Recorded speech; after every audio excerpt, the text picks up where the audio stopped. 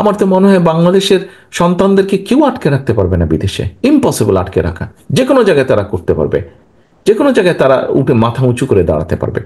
এর পাশে তো একাডেমিক শিক্ষা, যেটা আপনি আপনার লাইনে শিক্ষা নিচ্ছেন, সেটা তো আছেই সেগুলো। কাজেই আমি মনে করি আমাদের সন্তানদেরকে, ভবিষ্যৎ সন্তানদেরকে এভাবে আমি গড়ে তুলতে চাই, এভাবে আমি দেখতে চাই। আমি যেই সংক্ষেপে এডুকেশন নিয়ে আমার মিনিমাম একটা চিন্তা ভাবনা আপনাদের সাথে শেয়ার করলাম, আপনারা কি মনে করেন? খুব কি খারাপ চিন্তাগুলো? আপনারা কি মনে করেন যে যদি ইনশাল্লাহ বিএনপি সুযোগ পেলে আপনাদের সহযোগিতা পাবো এই এই এই পরিকল্পনাকে বাস্তবায়ন করার? থ্যাংক ইউ সো মাচ, সকলকে ধন্যবাদ। আচ্ছা, আসুন এবার এখানে প্রশ্ন এসেছে এবং আমাদের 31 দফার মধ্যেও আছে, আহ, মহিলাদের উইমেন এম্পাওয়ারমেন্ট বাড়ানোর জন্য, মহিলাদের ক্ষমতা বাড়ানোর জন্য, মহিলাদেরকে স্বাবলম্বী করা। দেখুন, কালকেও আমি বলেছিলাম একটি কথা, আমার জীবনের, আমার লাইফের তিনজন সবচেয়ে গুরুত্বপূর্ণ ব্যক্তি, একজন আমার মা, একজন আমার স্ত্রী, একজন আমার সন্তান, কন্যা সন্তান, তিনজনই মহিলা। খুব স্বাভাবিকভাবেই আমি যেই পরিস্থিতির মধ্যে দিয়ে, আমি ব্যক্তিগতভাবে যেই পরিস্থিতির মধ্যে দিয়ে গিয়েছি গত 15 বছর, আমার মতন আমার বহু নেতাকর্মী এই পরিস্থিতির ভিতর দিয়ে গিয়েছেন, অত্যাচার, নির্যাতন, বিভিন্নভাবে হ্যারাস হয়েছেন, বিভিন্নভাবে কষ্ট ভোগ করেছেন। উনি কিন্তু, আমি একা কষ্ট ভোগ করিনি, আমার সহকর্মীরা একা কষ্ট ভোগ করেনি, তাদের সন্তানরা, তাদের স্ত্রী, তাদের মা, তাদের বোন সবাই কষ্ট ভোগ করেছে। খুব স্বাভাবিকভাবেই আমি কিন্তু চাইবো আমার পরিবারের মহিলা সদস্য যারা আছে, ভবিষ্যৎ যাদের আছে, তাদেরকে স্বাবলম্বীভাবে গড়ে তুলতে, যাতে বিপদ আপদে তারা শক্ত থাকতে পারে, তাদেরকে কেউ টলাতে না পারে। এখন এটি হচ্ছে নীতিগতভাবে একটি চিন্তা, নীতিগতভাবে একটি বিশ্বাস। এখন আমার প্রিয় সহকর্মীবৃন্দ, প্রিয় ভবিষ্যৎ বাংলাদেশ, একটি নিশ্চয়ই আপনারা শুনেছেন যে ফ্যামিলি কার্ড নামে একটি কার্ড আমরা ইন্ট্রোডিউস করতে চাই। ফ্যামিলি কার্ড কথাটা নিশ্চয়ই এর মধ্যে কয়েক জায়গায় বলেছি, পত্রপত্রিকায় কম বেশি এসেছে, আপনারা শুনেছেন, নিশ্চয়ই পড়েছেন, দেখেছেন, শুনেছেন। এখন কি ফ্যামিলি কার্ডটা? আপনারা যেহেতু এখানে কথা হয়েছে 31 দফা নিয়ে, 31 দফা শুধু আমরা এখানে রাখছি না, আপনাদেরকে বলার উদ্দেশ্য হচ্ছে, আপনারা যেহেতু এই দলের আদর্শে বিশ্বাস করেন, আমাদের এই 31 দফাকে আপনারা সারা দেশে আপনাদের সাধ্য অনুযায়ী ছড়িয়ে দেওয়ার চেষ্টা করবেন, শুধু বিএনপির মানুষ না, সাধারণ সব মানুষের মধ্যে। এখন এই যে ফ্যামিলি কার্ড, এটি একটি আমাদের চিন্তা, একটি পরিকল্পনা। দেখুন, আমি ব্যক্তিগতভাবে মনে করি যে বিভিন্নভাবে হোক, আমাদের প্রান্তিক পর্যায়ে যারা মানুষ, তাদেরকে স্টেট থেকে একটা সাপোর্ট দেওয়া উচিত। আমাদের ধনী গরিবের বৈষম্যটা ক্ষেত্র বিশেষে অনেক বেশি।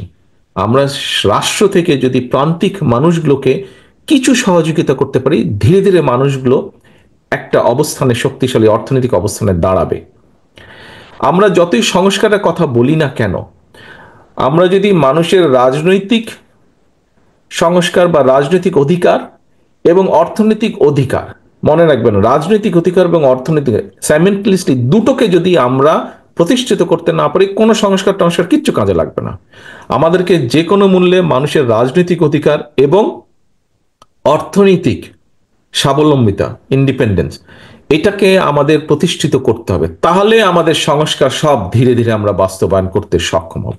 এখন ফ্যামিলি কার্ড, যেটা ফ্যামিলি কার্ড বলতে অনেকে হয়তো মনে করতে পারে যে রাষ্ট্র থেকে আমরা সব দিয়ে দেবো। না, রাষ্ট্র থেকে সব দেওয়া সম্ভব না, পৃথিবীর কোনো দেশেই সম্ভব না।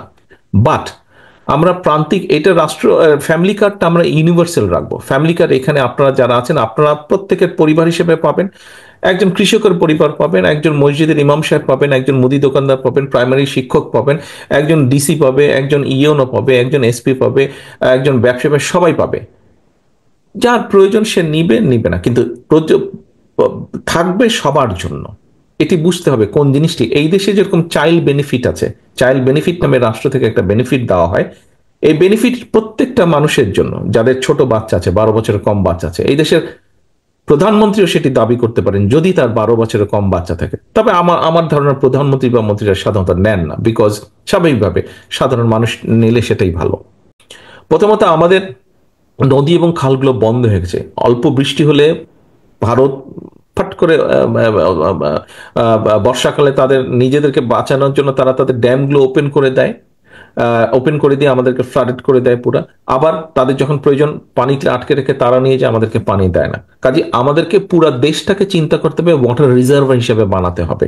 এবং আমরা যদি পুরো দেশটাকে ওয়াটার রিজার্ভার বানাতে যাই, আমাদের মানুষের পানি ব্যবহারের প্রয়োজন এটা করতে হবে, খাল খনন, নদী খনন আমাদের ড্রাই সিজনে ফসলের জন্য করতে হবে। আরেকটা ভেরি ইম্পর্টেন্ট কারণে করতে হবে, যেহেতু নদী নালার পানি কমে গিয়েছে, খুব স্বাভাবিকভাবেই আমাদের আন্ডার ওয়াটার যেটা রিজার্ভার আছে সেখানে অনেক প্রেশার পড়ছে এবং এটা দিনে দিনে নেমে যাচ্ছে। তার সাথে এই নেমে যাওয়ার কারণে আর্সেনিক সহ বিভিন্ন সমস্যা দেখা দিচ্ছে। আমরা যদি উপরের রেইন ওয়াটারকে যদি নিচে দিতে না পারি, এই রিজার্ভার যদি বাড়াতে না পারি, আন্ডারগ্রাউন্ড ওয়াটার লেভেল যদি উপরে আনতে না পারি, সিরিয়াস আরো অনেকগুলো কনসিকুয়েন্সেস হবে। কাজে যেভাবেই হোক আমাদের করতে হবে। কিছুদিন আগে বন্যা হয়েছে, আপনারা হয়তো অনেকেই বন্যা রিলিফে গিয়েছিলেন, আপনারা নিশ্চয়ই দেখেছেন। দেখেন বন্যার সময় যদি আপনি এই যে নোয়াখালীতে গিয়েছেন, গ্রেটার নোয়াখালীতে যে বন্যা হয়েছে, নোয়াখালী, লক্ষ্মীপুর, ফেনী মিলে বন্যা হয়েছে, প্রায় কম বেশি সবগুলো জায়গাতেই যদি এভারেজ ধরে নেই 5 ফিট হাইট ছিল পানির, 4 থেকে 5 ফিট হাইট। আপনি এখন চিন্তা করেন 50 স্কোয়ার মাইল ধরে, 50 স্কোয়ার মাইল ধরে 5 ফিট পানির হাইট, একটা সুইমিং পুল যেটার রেডিয়াস হচ্ছে 50 স্কোয়ার মাইল এবং ডেপথ হচ্ছে 5 ফিট।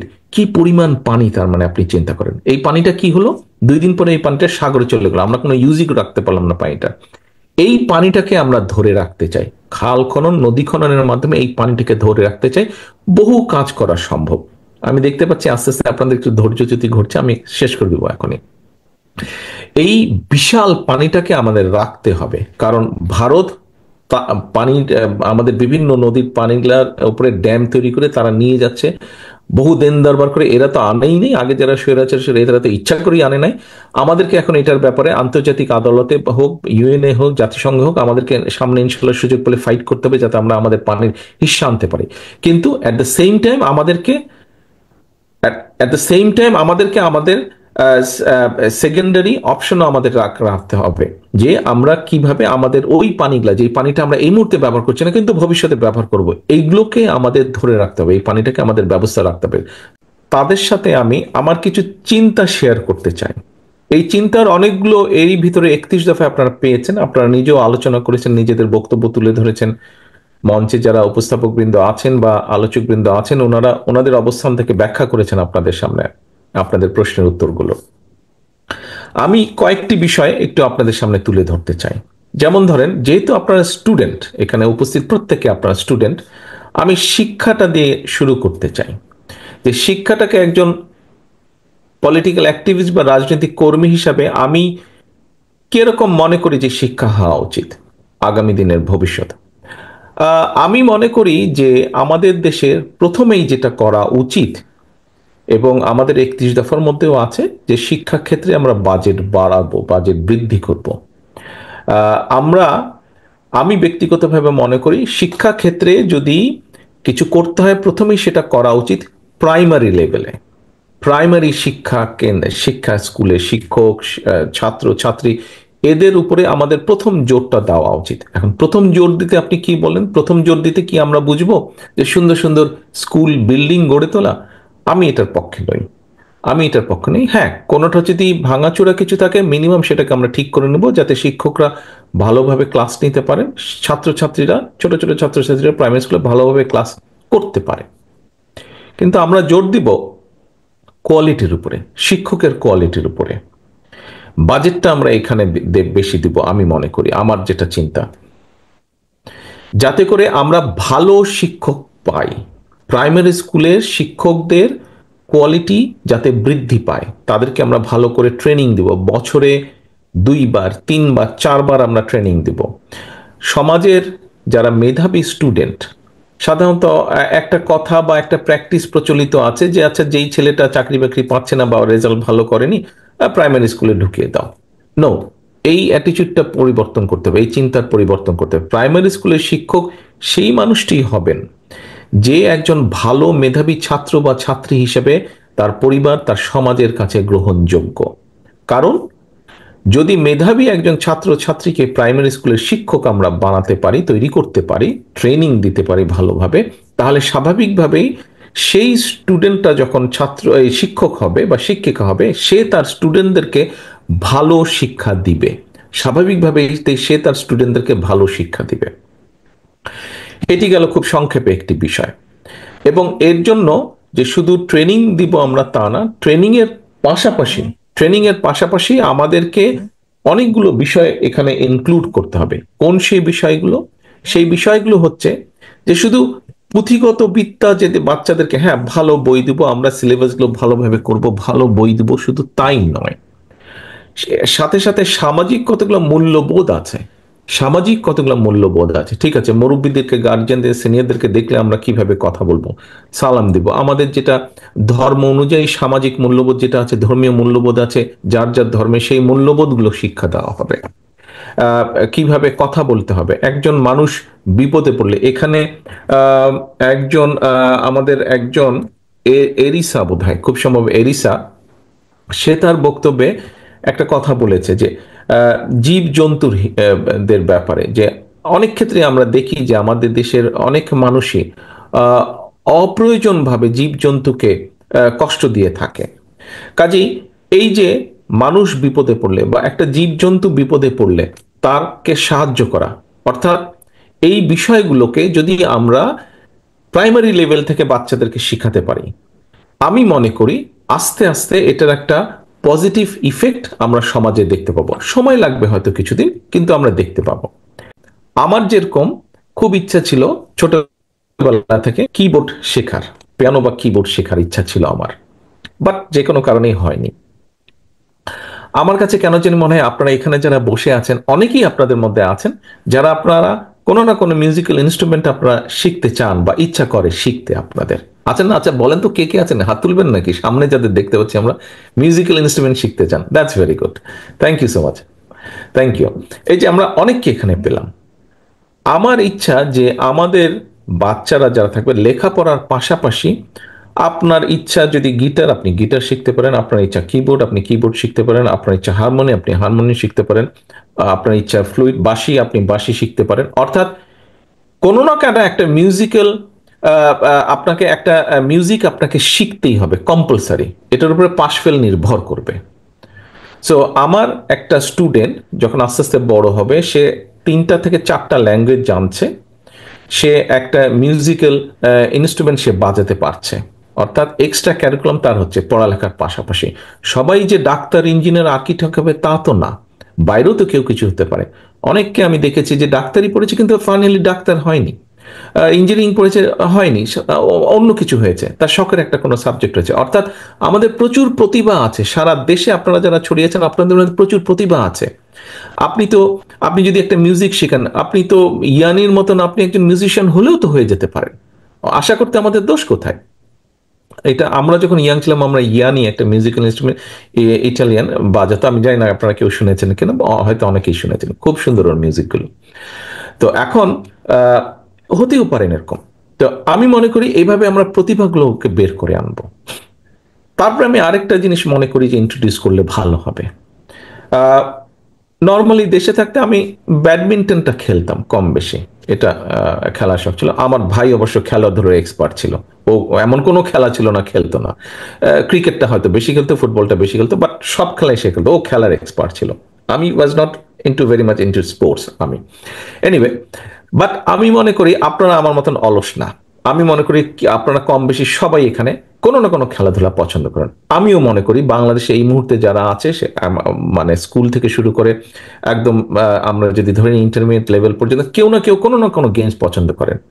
আমরা তো এরকমও করতে পারি, কম্পালসারি করে দিতে পারি কতগুলো খেলা যেগুলো বাংলাদেশে কম বেশি জনপ্রিয় খেলা। অর্থাৎ আপনাকে কোনো না একটা গেমস আপনাকে শিখতেই হবে, সেই গেমসের মধ্যে আপনাকে থাকতেই হবে, এবং গেমসের ওটার মধ্যে শুধু যে ওটা অপশনাল থাকবে বা করলে করলাম না করলে করলাম না, নট দ্যাট, এটা অপশনাল থাকতে হবে। এটা ফুটবল হতে পারে, এটা হাডুডু হতে পারে, এটা ব্যাডমিন্টন হতে পারে, এটা টেবিল টেনিস হতে পারে, এটা বাস্কেটবল হতে পারে, এটা ভলিবল হতে পারে, এটা ক্রিকেট হতে পারে, এনি গেম। আমরা কয়েকটা গেম রাখবো, এই গেম আপনাকে করতেই হবে, পার্টিসিপেট এটাতে করতে হবে। অর্থাৎ প্লেয়ার হিসেবে যে আপনার ভিতরে প্রতিভাটা আছে সেটাকে আমরা বের করে আনতে চাই, সেটাকে আমরা প্রপারলি প্রকাশ করতে চাই সেটা।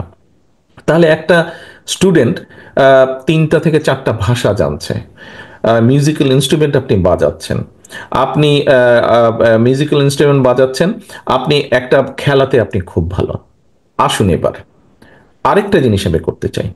আহ, আমার হাতের লেখা খুব খারাপ, অনেক সময় আমি নিজেও বুঝি না। আমি যখন আমার ওয়াইফকে কিছু দিই, আমাকে বলে যে এটা কি লিখেছো তুমি, আমি গিয়ে আবার পড়ে দিই ওকে কি লিখেছে। বাট আমি মনে করি সবার হাতের লেখা এত খারাপ নয়, সবার হাতের লেখা খারাপ নয়। আপনাদের মধ্যে অনেকেই আছেন যারা আপনারা হাতের লেখা সুন্দর এবং খুব সুন্দর ড্রয়িং বা আর্ট আপনারা করতে পারেন। আমরা তো আমাদের এরকম অনেকের ইচ্ছা আছে, অনেকের আর্টিস্ট হবার ইচ্ছা আছে, বাট সামাজিক কারণে পারিবারিক কারণে হয়তো আমরা অনেকে হতে পারি না। বাট হওয়ার মনের মধ্যে ইচ্ছা আছে। পরিবার হয়তো বিভিন্ন অর্থনৈতিক কারণে হোক, বিভিন্ন কারণে পরিবার তাকে সেই সুযোগটা দিতে পারে না। আমরা তো রাষ্ট্রের পক্ষ থেকে তাকে সুযোগটা করে দিতে পারি আমাদের সেই প্রতিভাবান ভবিষ্যৎ প্রজন্মকে, যে ঠিক আছে আর্টটা যদি আমরা তাদেরকে শেখাতে পারি, সে যদি সুন্দর হতে পারে, সে একজন বড় আর্টিস্ট হতে পারবে, বড় আর্টিস্ট জয়নুল আবেদিন সাহেবের মতন একজন বড় আর্টিস্ট হতে পারবে। হয়তো আপনাদের এখানেই, আপনাদের ভেতরেই হয়তো অনেকে এরকম বসে আছেন আপনারা, যাদের মধ্যে সেই প্রতিভা আছে, কিন্তু প্রতিভাটা বিকশিত করার সুযোগ পাচ্ছে না। এই সুযোগটা আমরা তৈরি করতে চাই।